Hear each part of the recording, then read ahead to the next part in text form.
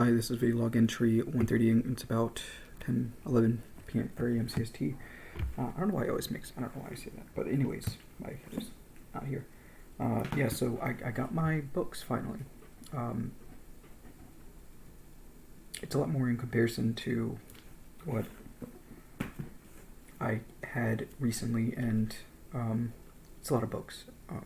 And all of them are technical stuff, very heavy. Well, it's not super heavy. I mean, I have Griffith's books as well, and Griffith's is like introductory stuff, you know, when it comes to quantum mechanics and everything. I like having more introductory text because I have never taken a course in quantum mechanics, conventionally at least, and you know, I have my linear algebra book, which is good. This actually contains two courses basically. In college, at least, you'd probably split this between 2 semesters, even though it's about 500. Unless if you're just gifted in mathematics, and maybe you could probably just look at it in 1 semester within a couple of months, or even some people. I mean, it depends. It really depends on how much you focus on it, and usually they split between 2 semesters because if you're taking like a full-time. Doing full-time college, you'd be, taking other courses in tandem with that, and that the study load can get quite heavy pretty quickly, depending on what courses you're taking and whatnot, especially math and physics. Math and physics take a lot of practice. Any technical field takes a lot of practice, and yeah. So I've actually taken a first course in linear algebra. My second course, that was when I dropped out, so I didn't get to finish it. So the last thing I remember from linear algebra was probably spectral theory. Spectral theory was, I think, studied by Hilbert because he needed a way to mathematically devise quantum physics through a linear algebra perspective, so he decided to create Hilbert space, which is a Euclidean infinite dimensional space. It's also a vector field. Vector. It's a, what's it called? Vector field?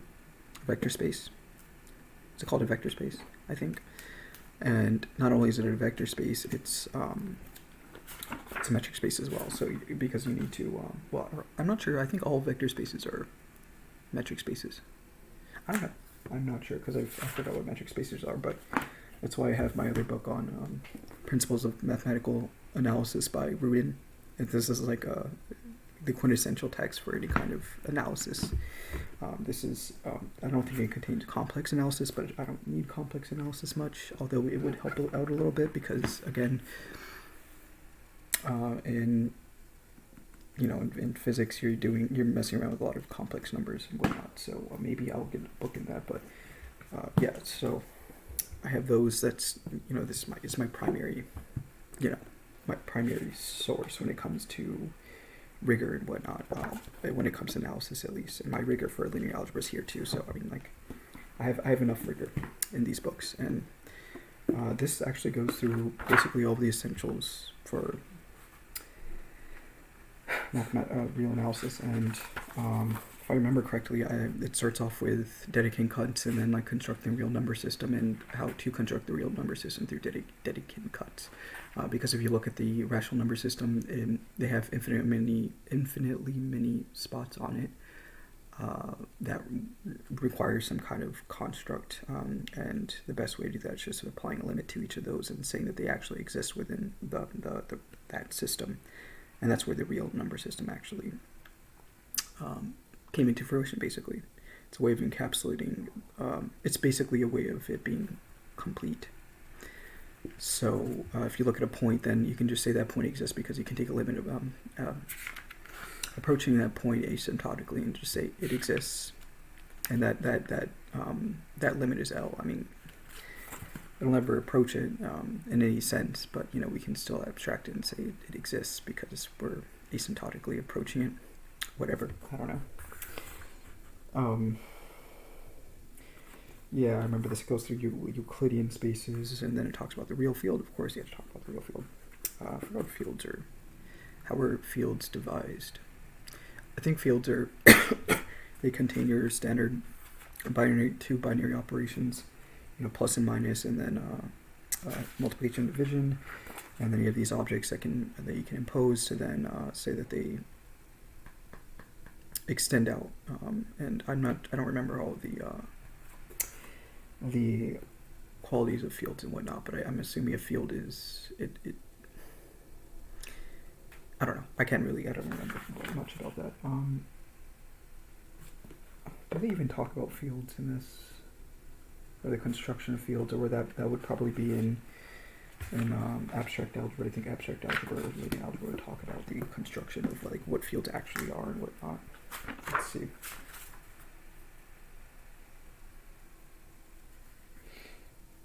I don't think they even. Interesting, because I remember taking my second course in linear algebra and we were talking about fields. It's in the appendices. Okay, so 552. Interesting. These are just different mathematical constructs. Let's see what they say about fields.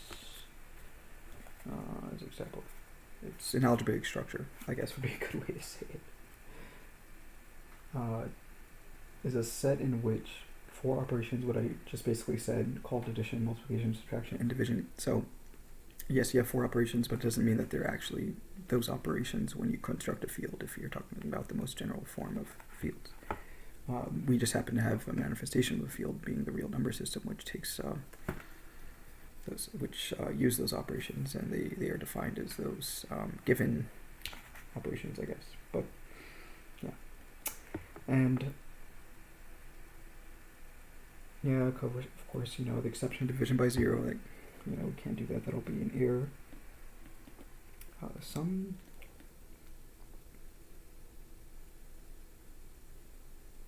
Right, and they're talking about I forgot about that. It's another quality of a field, is that they're closed under all operations, so they don't map out. It's a closed set.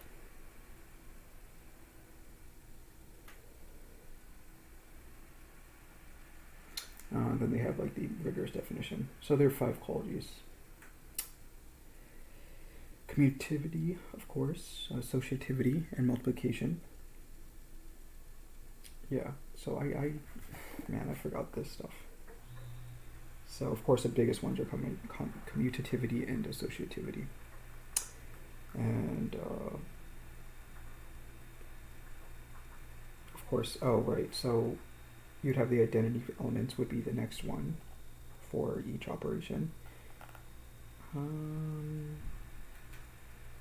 Exists distinct elements 0 and 1. Okay, that would be under 1. I'm just trying to see how they map it in this. The inverse. There exists an inverse for both addition and multiplication, of course, you had to talk about that. And then the distributive properties, a fifth one for a field and all that. So that's basically how they separate fields and whatnot, is that you have a series of operations, you have a set which is closed, and we have to say that within the definition of what a field is. And so basically what they do is that they just say that these fields have commutativity. If you remember, it's just the ordering of these elements when it comes to these operations doesn't matter. When it comes to both addition and multiplication, division and subtraction as well, because they're the inverse of each other, so you had to talk about that. And then they talk about associativity.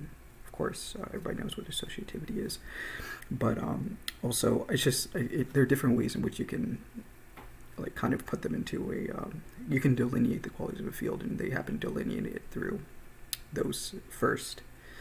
And the other two delineations would be has to exist an inverse for both operations, and they have to be within the field itself, so you can actually say it exists within that given set, and that'll map it to 0. That's what 0 or 1, depending on what operation you think of, their addition or multiplication, 0 and 1.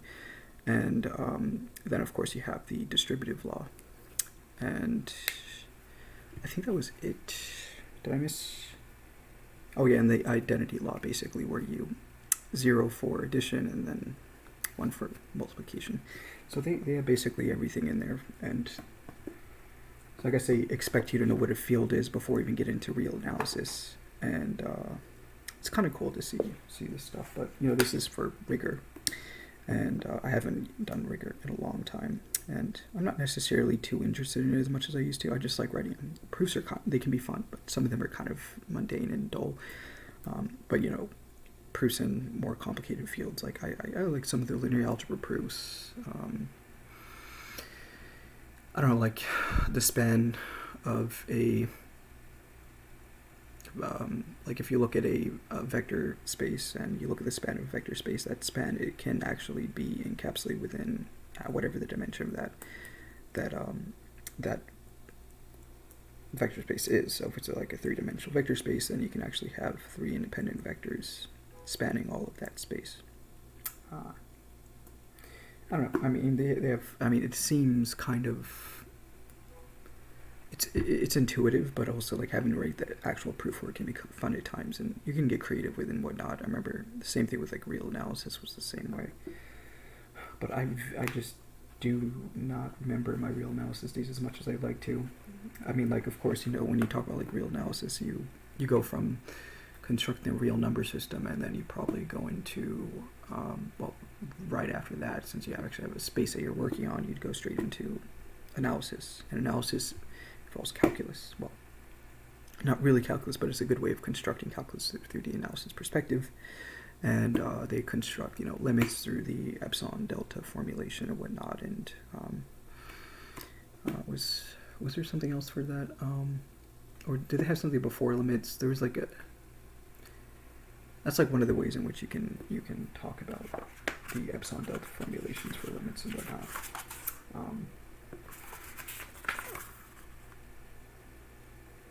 They also talk about the complex fieldness. So I guess they do some complex analysis. Interesting. They talk about metric spaces before. I mean, the other course that I took in college didn't even talk about metric spaces. That was in the next course, where they call real analysis too.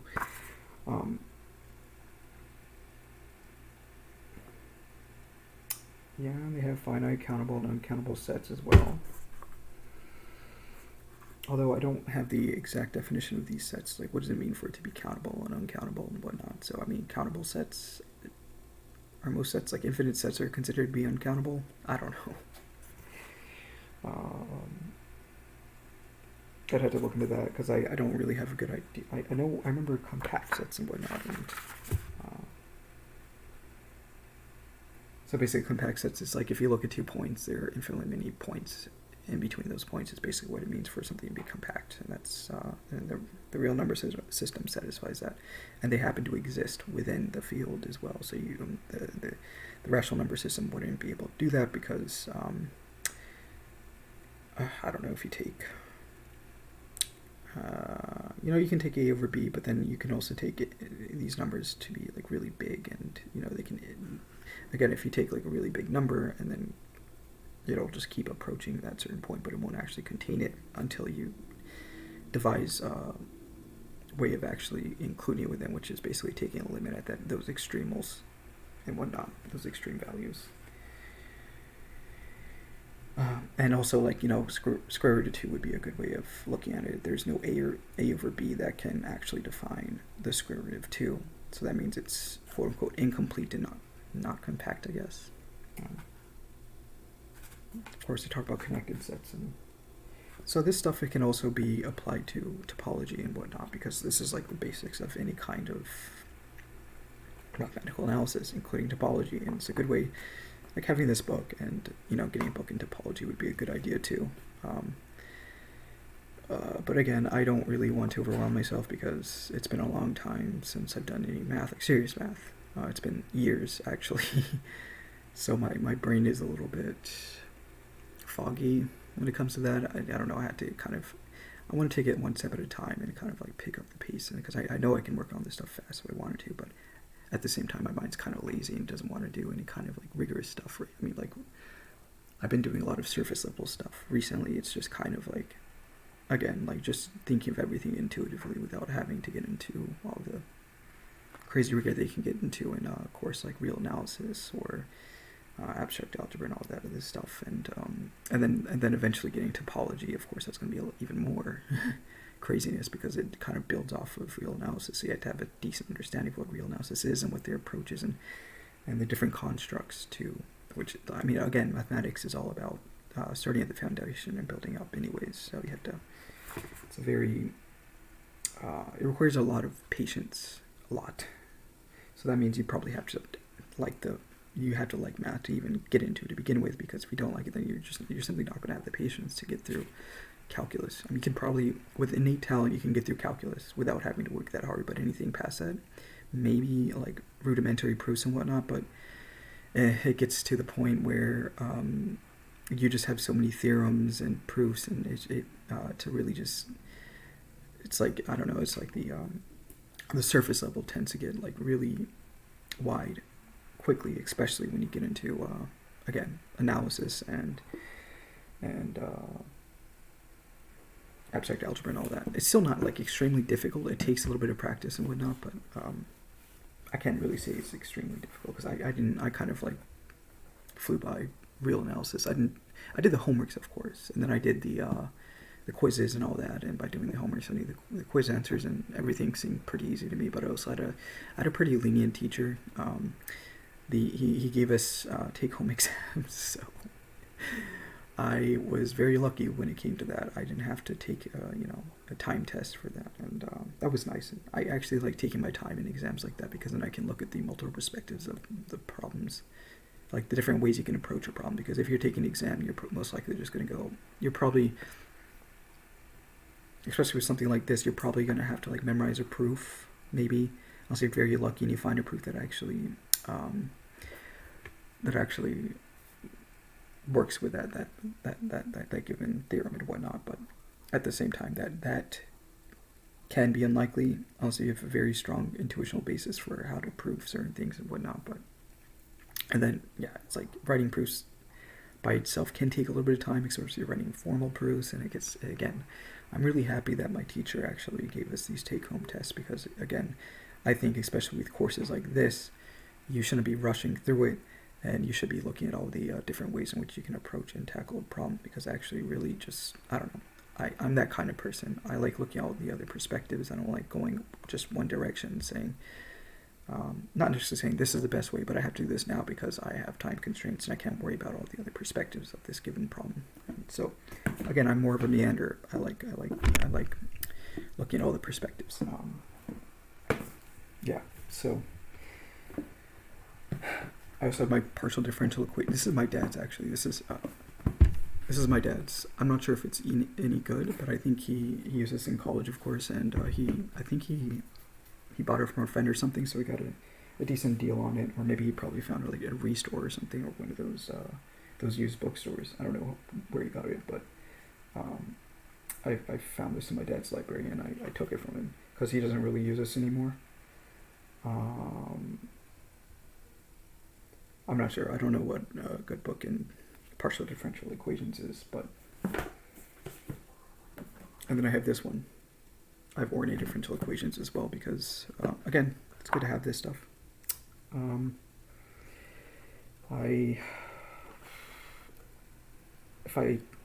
If I were forced to take an exam in ordinary differential equations, I think I would do pretty well with a first course in ordinary differential equations.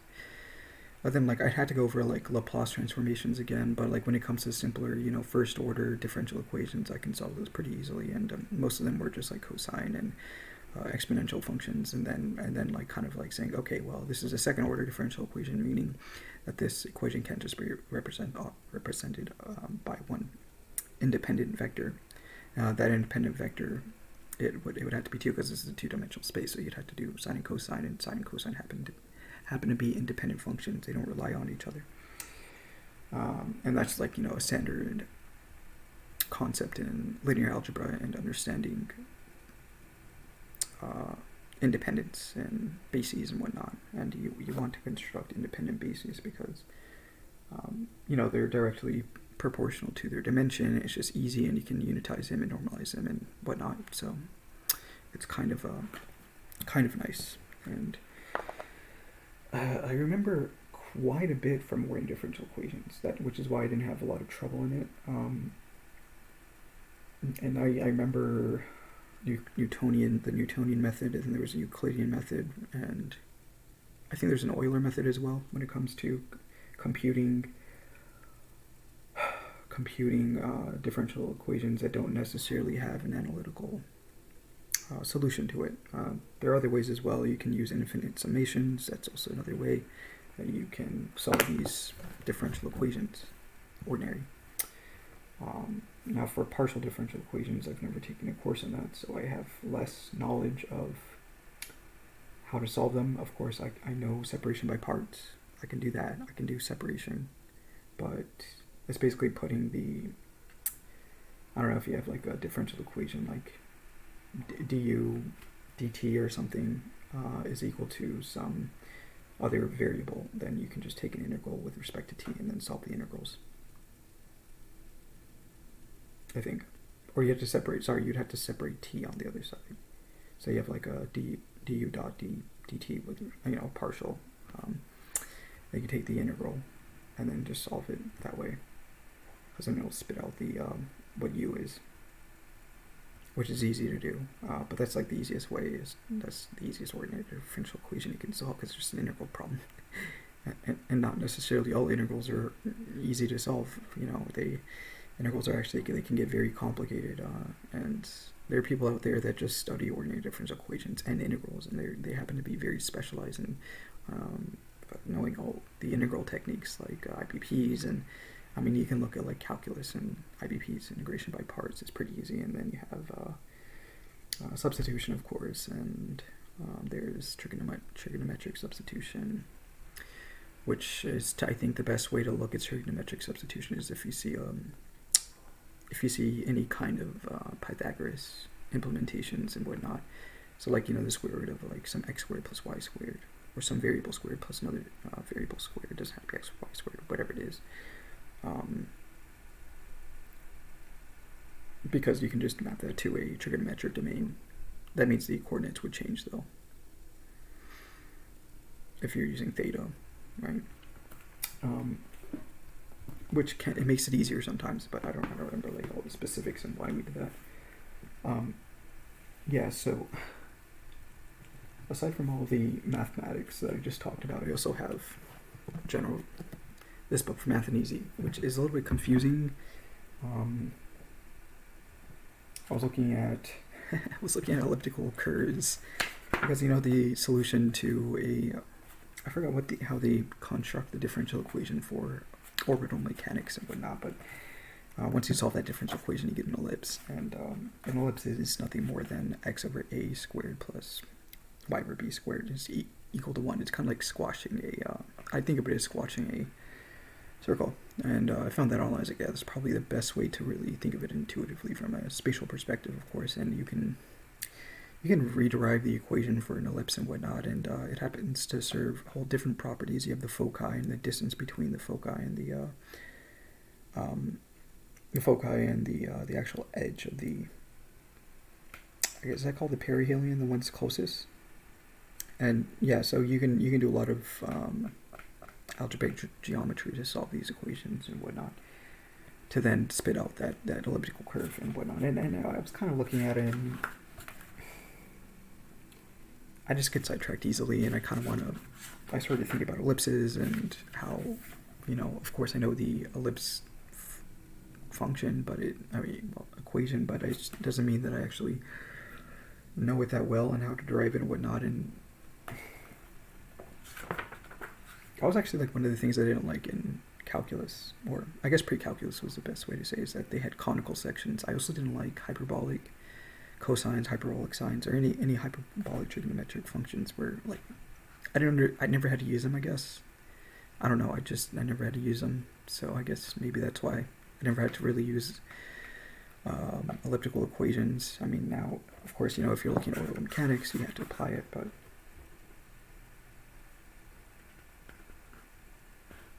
and then I think I'm gonna, again, I have this book, so I think I'd rather look at this because I'm more focused in physics right now. And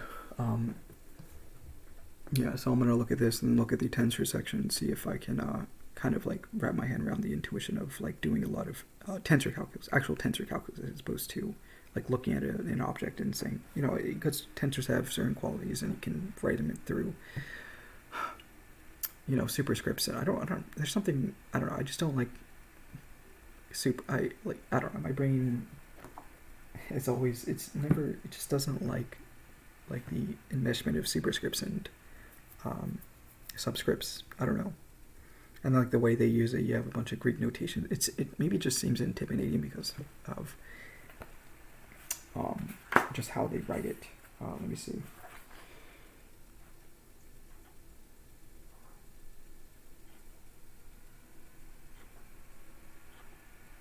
Where is it at? Oh, I'm blank. I'm just thinking about other things while looking through the book because I don't. My brain is just thinking about so many things at once right now.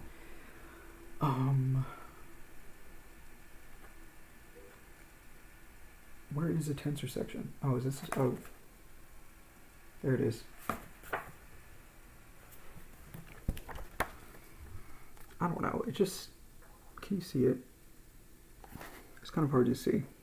Well, you have this section and then. Yeah, and then you have this up here. It's just. I don't know if you guys can see that because I can't see the camera right now. I don't know. I'm not sure if you saw that.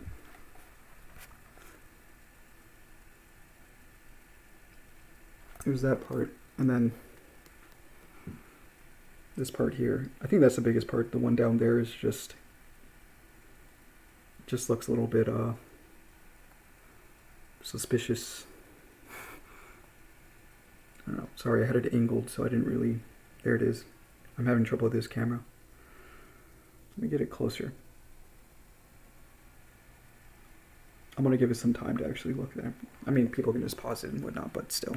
I don't know. I don't like it. Yes, but then again, I just look at it and I'm just like, nah. I've never actually practiced like doing actual tensor calculus and then, putting in the time to actually practice it. I just looked and I was like, no. So this happened to me twice already. When I was looking at this book a few years ago, I looked at it and I was like, no. My brain was just like, no, not today. Maybe you should look at something else and all that. Yeah, so there's that, and I also have another book that I am ordering, or I put a hold on another book. It's the history of electromagnetism, because I kind of want to look at electromagnetism in tandem with general relativity, because they have a lot of similarities and whatnot, because it's all fields and all that, so they have a lot of qualities that you can kind of just look at the parallels between. I kind of want to look at the parallels while I'm studying both of these. And again, my main motivation is understanding fields, and of course they're using fields. Both are using fields, and modern gravity uses fields to understand the nature of the dynamics of celestial bodies and whatnot. So you can't really get away from it. And of course, electromagnetism does, because you can explain it as a field. You can think of it as a vector, or you can again think of it as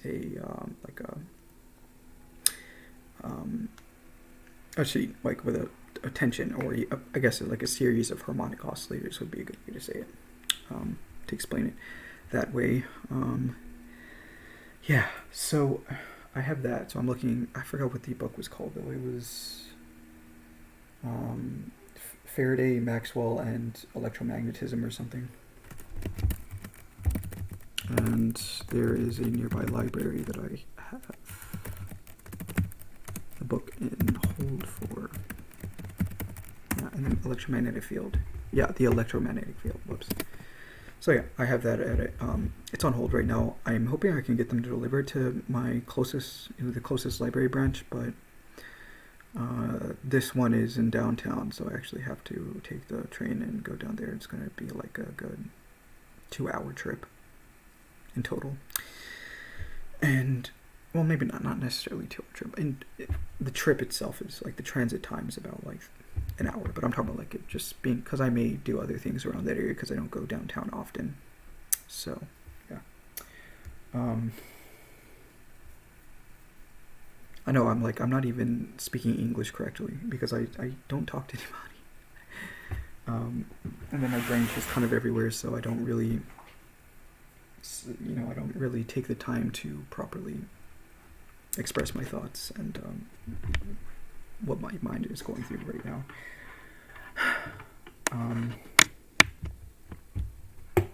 I know I probably said a lot of things that were confusing because it's just a lot of stuff, and my brain likes going everywhere at once, and it can be hard at times, and that's why I still have like a general direction of where I want to go to, even though it seems crazy as of now. And on top of that, I'm studying Golang, and I understand. Actually, I've been doing a lot of Golang stuff, and I'm kind of liking it. I like the syntax of Golang. It's really nice, and I've been using Perplexity recently, which is supposed to be like a smart AI researcher, which is basically I guess you can call it an AI search engine. The AI uses it's a smart web crawler to a degree, and then it parses through a lot of information. So you ask a question, and I don't know how it all works, but it's I guess it's an LLM to some degree, and it goes through a bunch of text, and then it somehow codifies that text and transforms it into a very concise explanation of whatever you may ask it. I've been using it for, I have multiple spaces that I'm using right now. I have spaces on math. I just search randomly, like, what is a subspace in linear algebra, and it explained to me what the definition of the subspace is, and that was kind of nice. And it's talking about the zero vector, because the subspace is, it's closed, because if it's inherently closed, then it also contains it would have to contain a inverse as well for there to be a zero vector. So that's interesting to think about. You have a vector space and they have a subspace, and the subspace also contains a series of vectors, and they're so close, so it's close under vector addition and close under scalar rate. It's been a while since I've looked at subspaces though.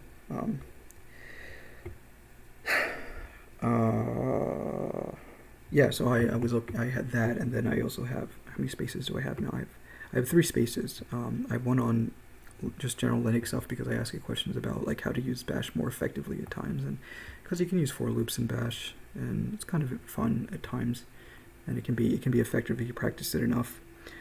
What happened? I had what happened to all my threads?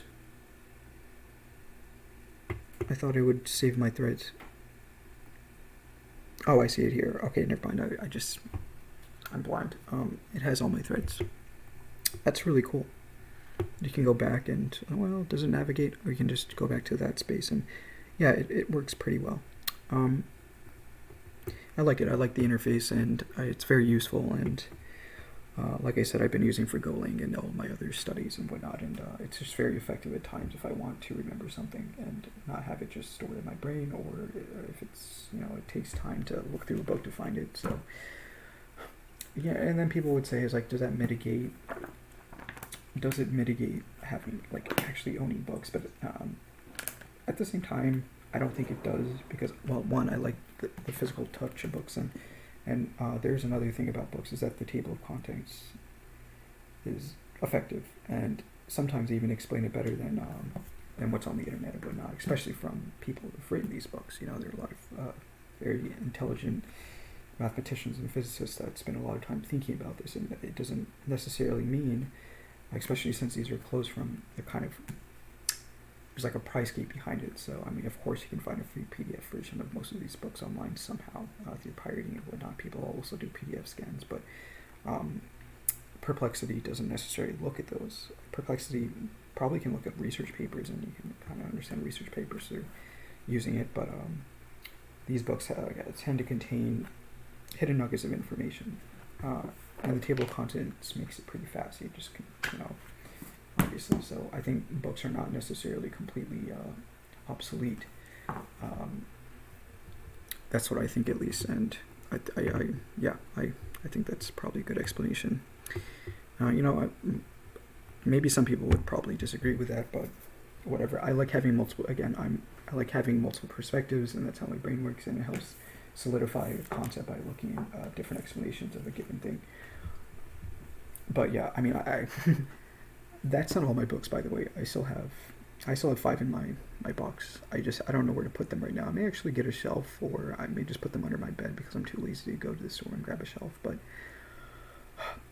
my other ones are in quantum field theory. I have quantum mechanics, of course, and then I have probability models because it's good to know that. And of course, nonlinear dynamics and chaos by Strogatz.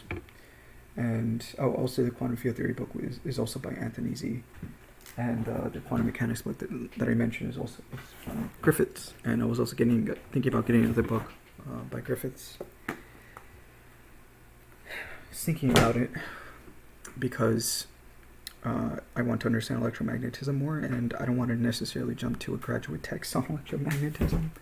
I think that would be a little bit too much. I think it would be. And that's on Jackson, of course. And then I have a random philosophy book. I like philosophy. Of course, maybe somebody would guess who it's from.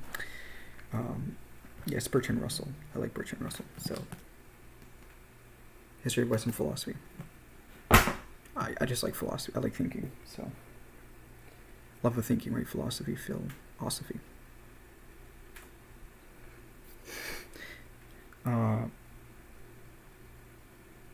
Yeah. Or love of wisdom. Is osophy wisdom? I don't know. I just think it was a love of thinking. Yeah, close enough. Because, I mean, wisdom is acquired through thinking, isn't it? Unless you're a spiritualist, and not necessarily. The mind may not be able to construct certain wisdoms as quickly as a quote-unquote inner wisdom that spiritualists usually talk about. But whatever, that's a different story. Yeah. So my Golang progress is pretty robust. I've went through modules, and actually understanding like what packages are and modules are, and like how they initialize it in projects and whatnot, and it was easy. And I wouldn't say easy. It is like I tend to have a pretty good pattern recognition capacity, so I tend to breeze through that stuff easily. So I went through. I mean, it's similar, when you look at the primitives of types and whatnot. The only thing is, like, for types in Golang is that when you're looking at unless you're doing type inference, you can do type inference in this, and if you, like, I don't know, let's say you want to have a string or whatever, you don't have to do anything, you don't have to say whether it's a variable or const, or even the type it is, as long as you have like an actual object that's tied to that pointer, I guess. The variables are pointers in computer science because they point in memory, is basically what they do. And of course, a computer has to know where this variable is located, so it can modify it at times and whatnot. So, and also I was thinking, I was like, how does it? So if you type inferencing is good, but at the same time, how does it know whether it's a variable or a constant? Why it should be a variable or const when you're doing type inferencing and whatnot? Because you don't have to put variables. You don't have to put var or const in front of it when it comes to type inferencing. You have the string there, but why? I mean, I think it's naturally going to see is when you do that, it's going to be seen as a variable. That's like just the standard rule, is that it's going to be seen as variable. Because I've been playing around a little bit, and you can actually modify those strings, so it's a variable. It's just, I think any kind of type inferencing just naturally maps to variable as opposed to const. So you have to be kind of careful with that kind of stuff.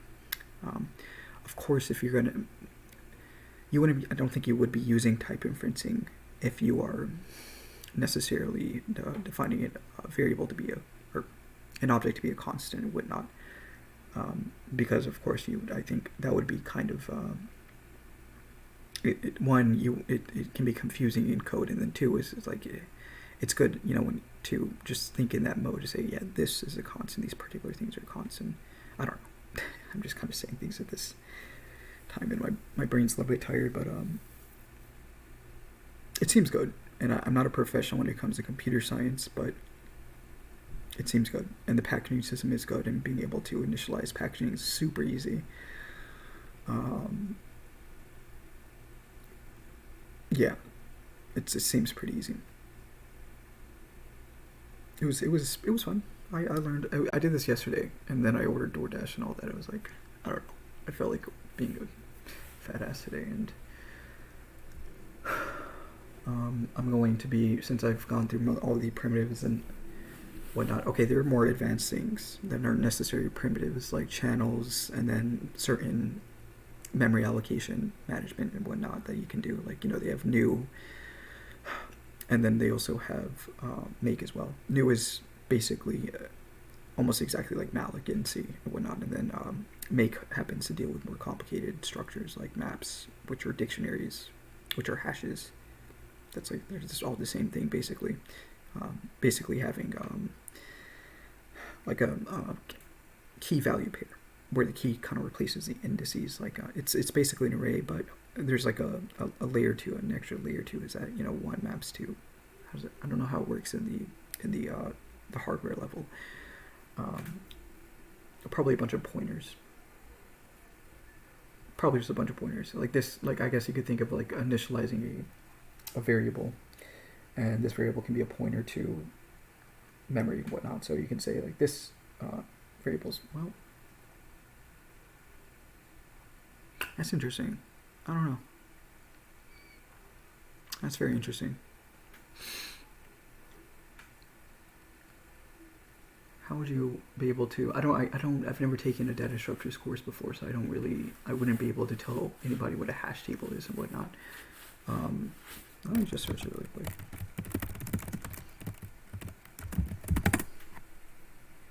I want to look at a visual. It's faster that way. Oh, there's a hash function. I don't know how the hash function is abstracted. I don't know. There's a hash. You have a bunch of keys, and these keys are in memory, of course. And the hash function takes those keys and then maps them to an indice, which is the actual array, or they call it a bucket for whatever reason. I don't know. I have never really taken data structures before, and I don't know how the hash function works. So I just said hash function. It's like, what? I don't know what that means. I mean, maybe another way to think of it as is that you have, I don't know. That's interesting. That's interesting. I'm gonna look at that later and just to see. I kind of want to understand it from a hardware perspective, so, or memory management perspective. Yeah, so I looked at that, and there are also slices, which are arrays, but slices also have an initial size, and then they have a maximum capacity size, so they can grow. They're dynamic arrays, basically. And make can actually, make basically is a function that helps out with making those initializations in memory and whatnot. And yeah, so what else was that? I think that was basically it. You have slices, you also have channels, I guess, too, which I kind of mentioned and whatnot, but channels are dealt with concurrency and different functions talking to each other and whatnot. And that's more considerably more advanced, and I didn't feel like dealing with that right now, which I may have to deal with later, but I'd rather not think about it because I still have a lot of things on my plate, and I had to read into the HTTP module in Golang, so I'm going to do that because I want to. My current goal with Golang is actually start building things with it and whatnot, because I want to make a blog / forum section first and more into stuff, and my brother's going to help me out with that because he's more experienced with this kind of stuff. So yeah, and then I'm going to probably just have a working knowledge of how servers and databases work and just have a general understanding. I don't have to go that deep, and of course I know what TCP and IP protocol is, or sort of. I mean, I know what it stands for when it comes to, I know what internet, IP is Internet Protocol, and TCP is Transfer Control Protocol or something like that. So, I mean, I understand the acronyms for it, but I don't know I think I remember reading to TCP a little bit and how it works, but I don't remember all these specifics. And then I found a guy on the web that actually talks about stuff too, so I may look into that too. And I have a lot.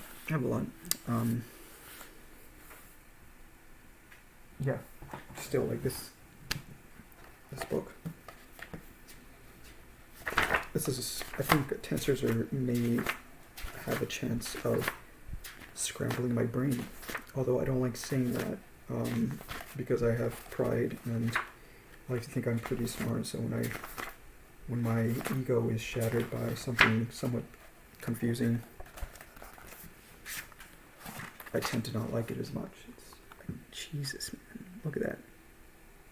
Look at that. Sorry, I'm not like straightening out to the here. No. I just don't. I don't know what it is. It's just my brain doesn't like it. Yeah, I don't know. I don't have dyscalculia, but I do have like a slight math phobia when it comes to just superscripts and subscripts. Those are the only things that really bother me. Yeah, so I think I'm done talking. Hope you guys have a wonderful day. Bye.